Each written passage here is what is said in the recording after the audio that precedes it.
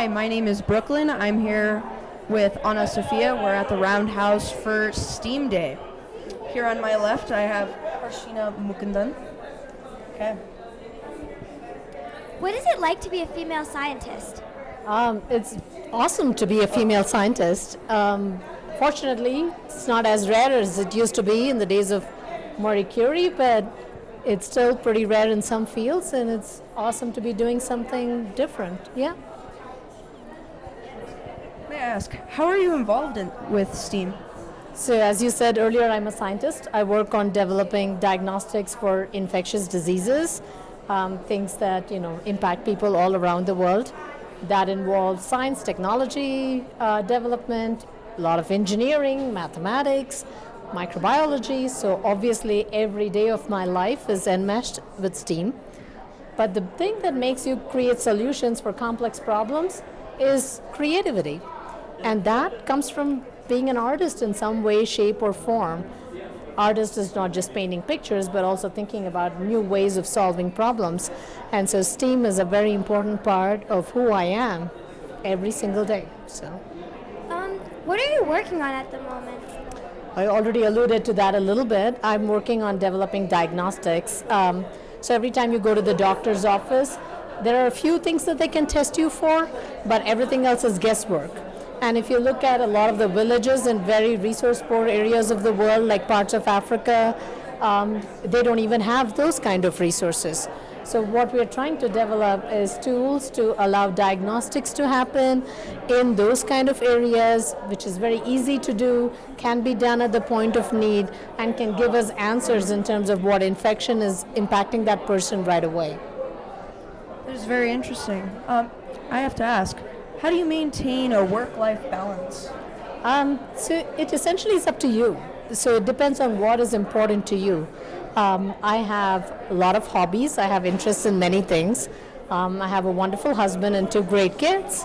And so it's important for me to maintain that part of my life.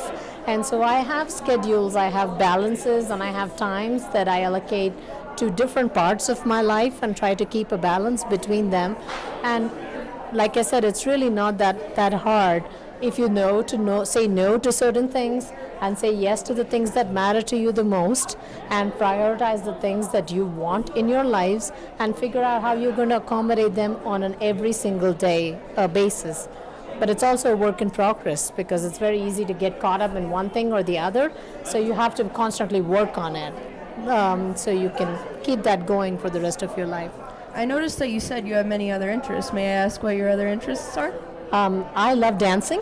So I do East Indian dancing. I do both a classical form of dance. I also do Bollywood dancing and Bhangra. These are different forms of East Indian dance. So I still go to dance classes, work with dance groups, and perform in local events. I love hiking. I love cooking. I love reading. I read all kinds of things, and I'm always reading like 5 different books at any given time. But I also like painting. I'm not good at it, but I like painting and things of that sort. So yes, I have a lot of hobbies. Wow, it sounds like you're always busy. Yeah, some of these are therapeutic though, so it's good.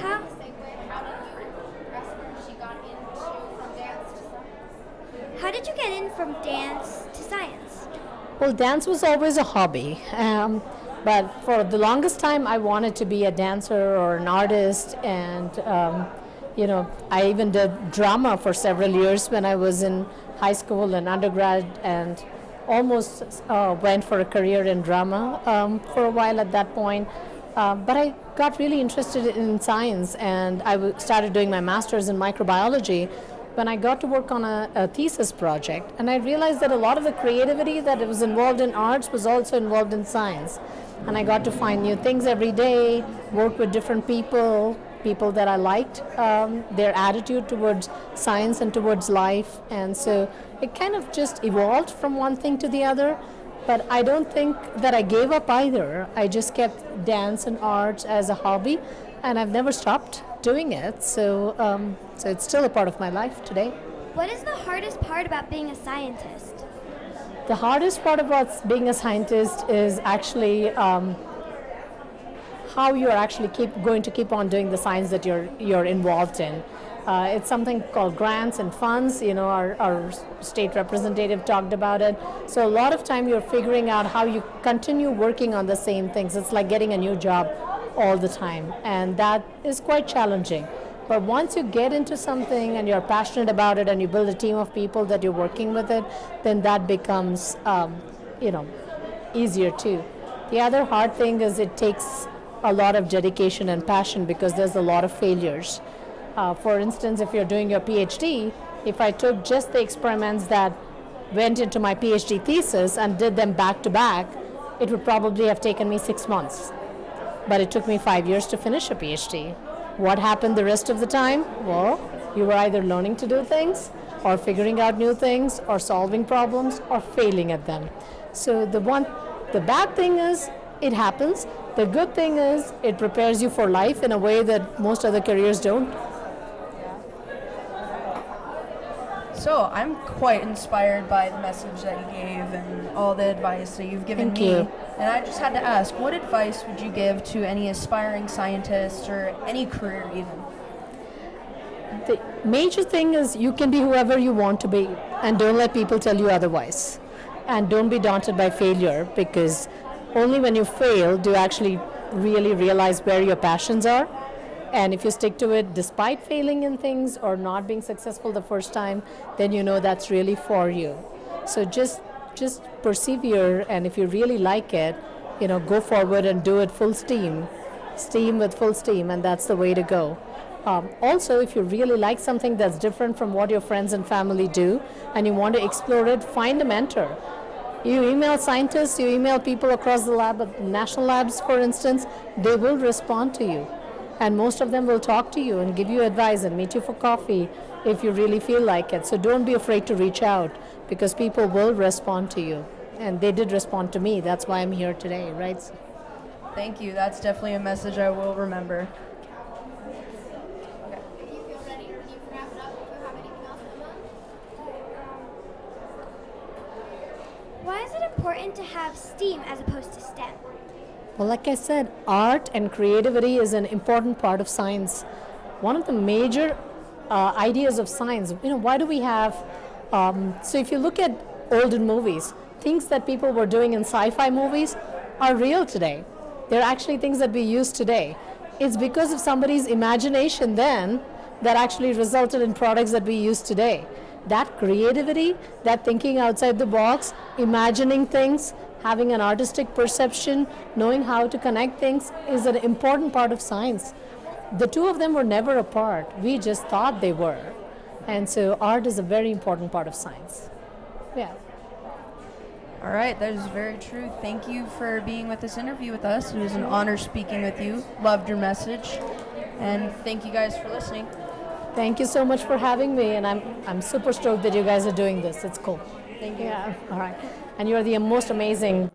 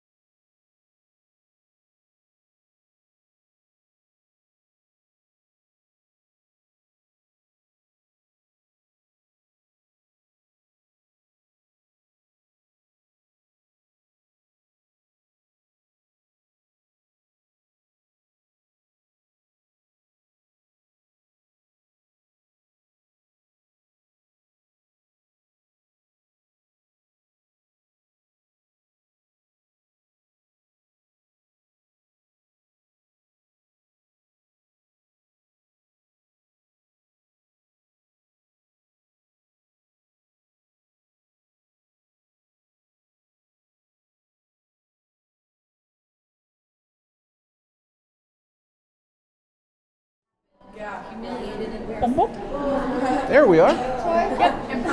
Oh, with a little delay. Yeah, just a little tiny one. It's like the. Do you want to speak to a real representative? Oh, she's going to get lunch. That's where I was going. I'm sorry. But she's. I know. I have a 20 and a 16-year-old daughter, so I know how persuasive they are. My 20-year-old is in Tokyo. She's a junior in college. That's great. Majoring in Japanese, and she's spending her junior year there. That's so fun. I'm going to go visit her at the end of March. They actually get a 2-month semester break between semesters, February and March. It's Isn't different. there like summer break, like something different? Then they go April through July. Oh, that's weird. Wow. Yeah, and then they start in September. So they get August So and. she has school there. She goes to college. She is like it's like a transfer, but she's still enrolled at George Washington University, her school in D.C. But she's spending her junior year kind of on loan in Tokyo. The schools have an arrangement where 2 students from the East Asian language department get to go over there, get selected and get to go. Oh, that's cool. And she got to go. Yeah, half the classes are in English and half are in Japanese, and she lives in an international dorm in Tokyo on the campus. Yeah. The shape bowl? Yes. I just want to make sure if you want to see with Ray up there, Close. Oh, you too? Here's now. You're fine. Okay. No problem. I don't know. I didn't touch it. Okay. How do I say something? Okay. Yes. Now. This is better. Okay. Okay, cool. Do you want me to look at the camera or at them? Yeah. Just have a conversation? conversation, Okay, yeah. good. This is a, TV, they'll tell you look at the camera, right? Oh, yeah. Yeah, okay. it's hard to have a conversation with someone when you can't look at them, though. Yeah, so, exactly. It's you know. like- Yeah, you can catch their... Kinda, I can yeah. sort of see you. Like I can see you now, though I'm looking over there. Yeah. But I'll do what you want.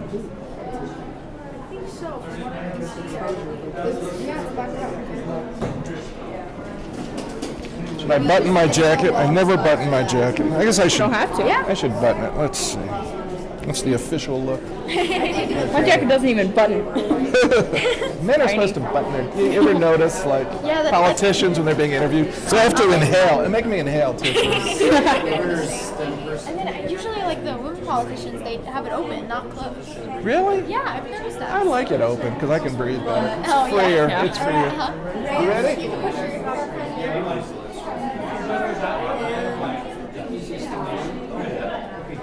Hi, we're with True Kids One. Do you want my name? What is your name and your profession, so to speak? So my name is Clifford Rees. I am a retired state government attorney, but in my active retirement, I'm currently on contract with the Lieutenant Governor to serve as his legislative liaison during the legislative session. And how do you like working with the lieutenant governor? Lieutenant Governor, I yeah. want to say that you also, if you want to cheat your body out a little bit, Where? This microphone on you. If you just want to. I'm left-handed. Can I switch lapels? Would that be easier? It's better. What do you want me to do? Just wanted to put his shoulders out, so Shoulder out?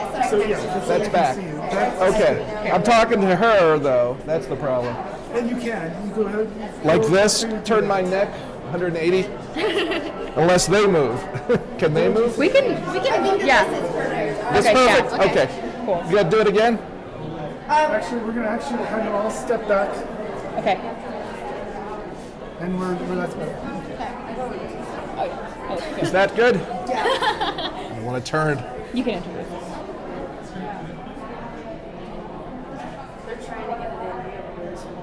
Okay, if you guys want, you can break things.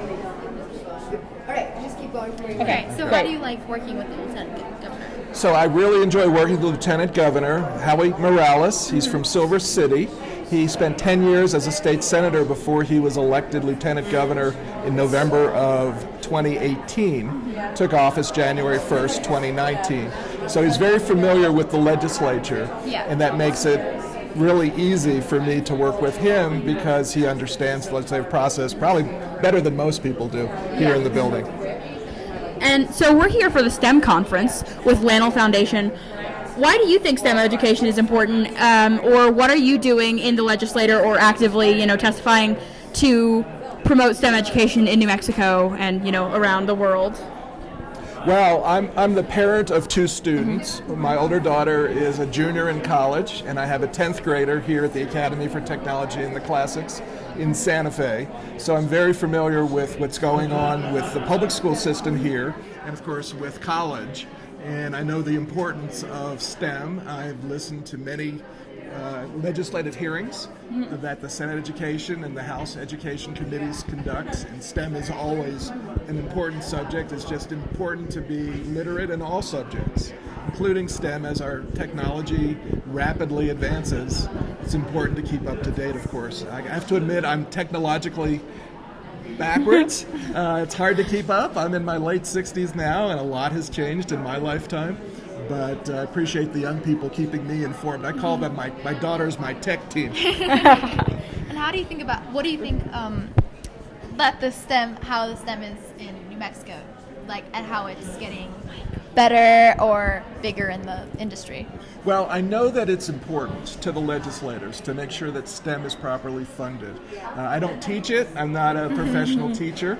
But I hear it discussed a lot, and I think it's great. I have to confess, I took my last math class when I was a junior in high school, my last science class when I was a freshman in college. I'm a liberal arts background. I have a bachelor's of arts degree in history and, of course, a law degree. Yeah. So I haven't done much in the science field, but I know it's important. STEM recently, I think, became STEAM. And we were talking about STEAM earlier with you, and you said steam engines. I thought those were outdated. So I was wondering, what do you think about the arts being integrated into STEM, or the arts in schools, and would you like to advocate for that just for kids? Certainly. I mean, I think art is fantastic, not just because of the beauty that it brings, but it also expands the mind and the ability of the mind to think. And that's probably my biggest regret about not having taken a science or math class in so long, is I understand now, even though I wasn't particularly interested in the subject matter, that simply taking a class in art, in math or science, expands the mind and expands my ability to think. I just wanted to take history classes, and political science classes, and English classes, but I appreciate now, I think, with the distance of time, that I could have benefited also if I had taken more math and science classes when I was in high school and college. And why do you think that STEM education is so important in New Mexico? I think it's important to have a well-rounded education, because I think that what is important is that we all learn critical thinking, how to analyze facts, draw conclusions, and then be able to articulate and express them. And so to me, I'm not sure I remember the specifics of what I took way back when I was in high school and college, but they taught me how to think. Those classes and my teachers taught me how to think. And I'm particularly grateful for my 12th grade English teacher, Mr. Martin, at Pikesville High School in Baltimore County, Maryland. I'll never forget, I graduated from high school 50 years ago this spring, but he taught me how to write in a very basic way. And 50 years later, I still appreciate him and what he taught me, because I still use what he taught me back in 1970. Well, thank you so much. Thank you. Pleasure for talking meeting to you. us, coming out. Enjoy your day at the Roundhouse. Thank you. Thank you. All right. How do we do? That was awesome. Thank you. welcome. That was so good.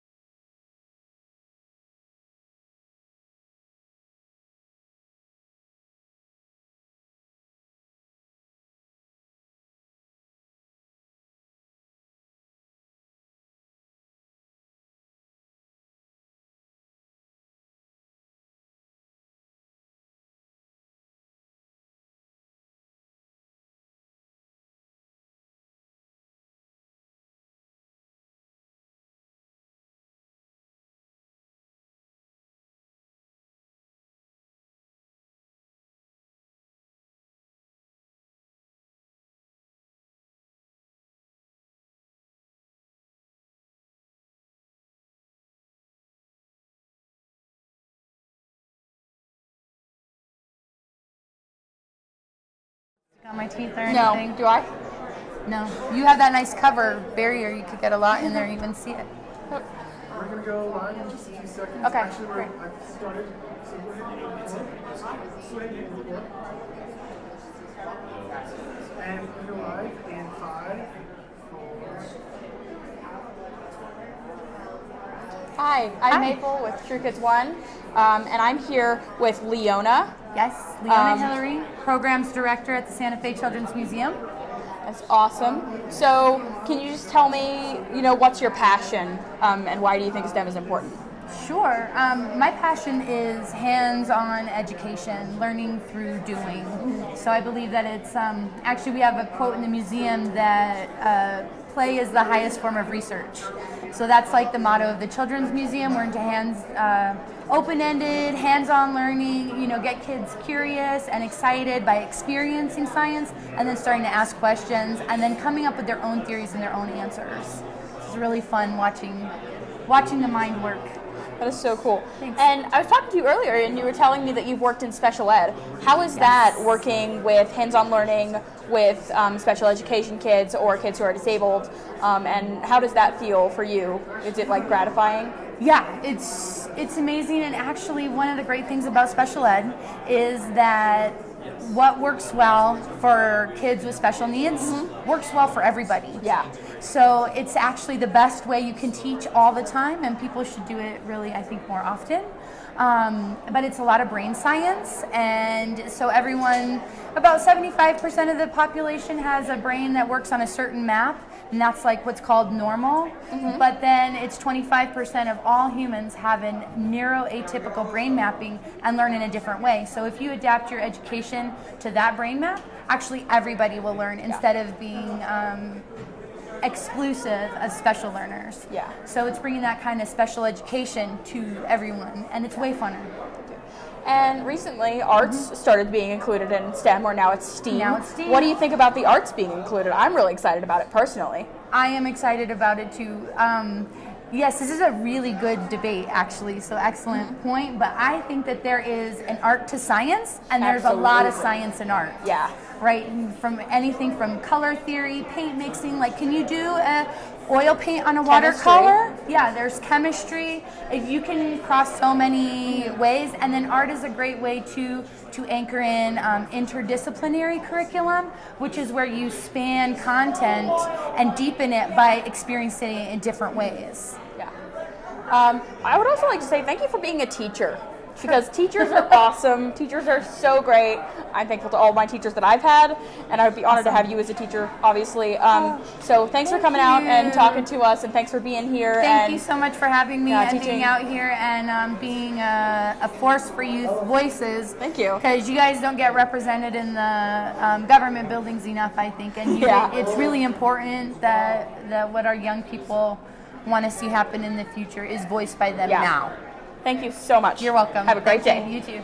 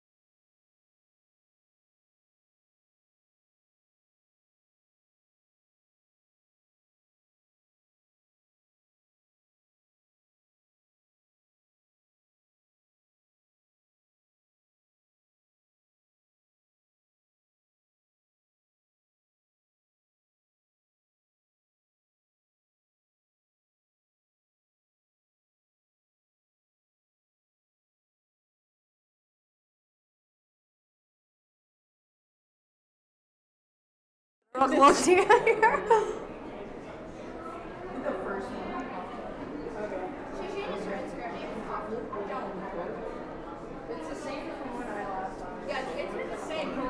be live in 5, 4. Welcome back, and thank you for watching True Kids 1. My name is Madison, and I am here with Gwen Perea Warnament? You got it. And she is the Deputy Secretary of Teaching, Learning, and Assessment. Welcome. Thank you for speaking with me today, Gwen. Thank you. So, what do you do in your role as a Deputy Secretary? Well, thank you, Madison. It's great to be here. In my role as Deputy Secretary, I oversee 3 buckets of work on behalf of the state. And the first is educator quality. So we oversee licensing and credentialing of teachers, our teacher evaluation system, and how we support and build out professional development for educators. I oversee work around supporting our educator prep programs in colleges of ed. And then I also oversee curriculum and instruction, which is the expanse of really the content areas in education, like math and science and STEM education and literacy and the humanities, arts. I oversee Early Childhood Bureau, our instructional materials and the work that goes into that. A bureau at the department that's called College and Career Readiness, which is really about high school students in particular and preparing them for their successful pathways in life. And then last but not least, assessment. And what does that look like for the state? So all of that. Is there anything specifically that you're focusing on in those areas, or that the state as a whole is focusing on, really pushing as far as development? Yeah, there's a few things. So the first, I think, most important critical issue for us is supporting out building an educator ecosystem, and by that I mean really supporting and recruiting, retaining solid teachers, because we know that that's what makes a difference for kids, that all of our students really need adults who support them, that build relationships with them, that authentically see them and engage with them in a way that's student-centered. We know that we want to support educators with a high salary. We want to give them the supports that they need. We want to treat them like professionals, celebrate them, right? Because when you have a really good, robust educator workforce, that's what's going to help bring a groundswell and help change the whole system. So that's a big one. I think another one is changing the way we think about assessment, and so moving away from high-stakes assessment, right? Which doesn't really do anything to support students and their families, but really to a balanced assessment system. And looking at the work that teachers do daily to understand where students are and how they're learning. So that's a really big initiative. And then kind of, I think, there's many, but I think one that I'll focus on today for the purpose of our interview is about STEM and STEM education, right? And STEAM, really, to include arts in that whole spectrum, because that's why we're here, STEM Day at the legislature. So STEAM in terms of really connecting with economic development and the priorities that the governor's outlined in terms of economic prosperity for the state and workforce and the Department of Workforce Solutions, but also really understanding that how we teach STEM is really at the forefront of the way that we should be teaching everything. It's hands-on, right? So some of the work that, for instance, you guys do, True Kids 1, is like leading edge, cutting edge, and really aligned with how the brain works and how students should be engaging. So are we seeing in general a real movement towards this hands-on educational approach in general throughout the state? Is that something that you really think is a goal that is shared by a lot of the legislators here, and is that something that they're really actively that they're actively working towards? Yeah, definitely. I think that we have a really savvy legislature, and they've been wonderful partners because a couple different reasons. One, there are many educators that are legislators, so we're blessed as a state to have senators and representatives who are teachers and who have been grounded in the whole education space, so they understand and know what it takes to be a teacher, what the system is like, and they are really insightful in terms of looking at the research around that. So I think, yes, that's true. That is definitely true. And then two, I think that you have this really deep understanding, even from the entire legislature, that what we want to do for New Mexico is simply advance and make us a better state in general, because we want to, the national rankings are the national rankings, and we can give so much credence to them, but we all want to have a really viable, solid education system that supports our students, our kids, because that's our future. And so you used to be the K through 12 program director for Lano Foundation. Yep. So how did you move from a nonprofit world into your position now as a deputy secretary in education? That's a great question. It's kind of a mystery. Ooh, tapping into the dark side. I think in my past position, I really worked to bridge where I came from previously to the Lano Foundation. So I was at the Lano Foundation for about 6 years. And before that, I was an instructional coach. I was a long-time teacher. I did adjunct teaching for New Mexico Highlands University and NMSU. So kind of had the gamut of really understanding this landscape from elementary education all the way up to supporting teachers in their master's programs when I was a adjunct faculty. So I think I brought all of that with me to this nonprofit foundation space to think about how nonprofits and foundations play a role in advocacy in a really interesting space by deeply understanding the real work, because sometimes you'll have foundations or nonprofits that are simply outside of the system, and then it's hard for the two different types of organizations or entities to kind of understand or make sense, because as a nonprofit, you're always trying to engage with school districts. Right. And sometimes it's hard and it doesn't work. And then as a school district, sometimes you don't know how to articulate what types of supports you need. And you also don't have the space and time, because it's relentless. I mean, the time just evaporates one school year.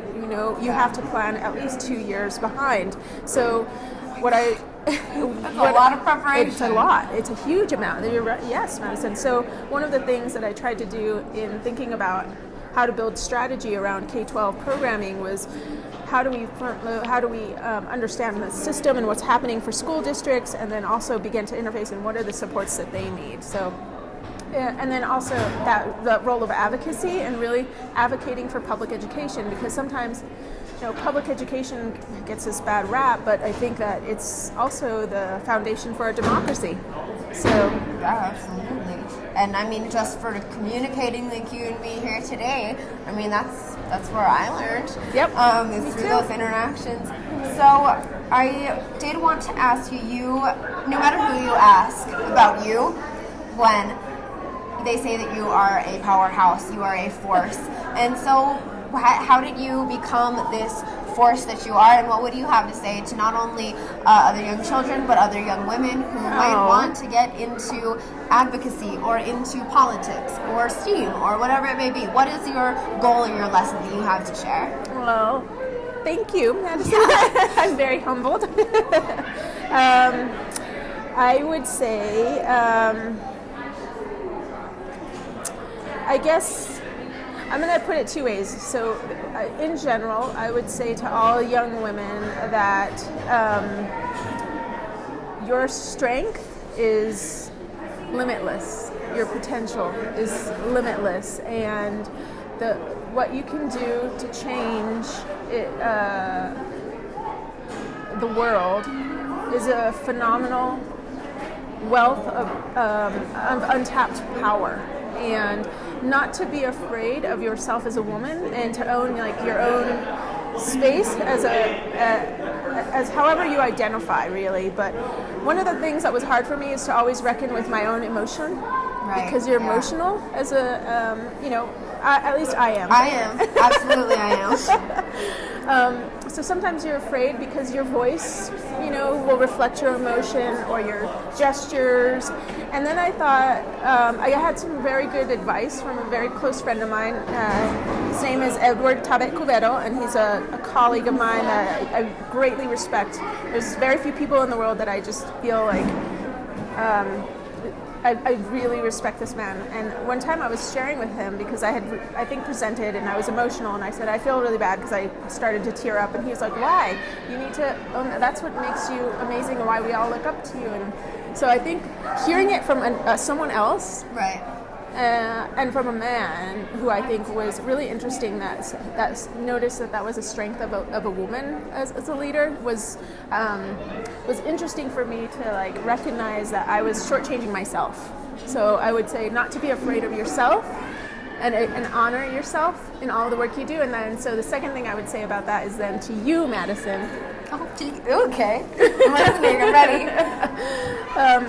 As a woman who's like starting on this journey of advocacy and the work that you do, to just honor yourself with all of it.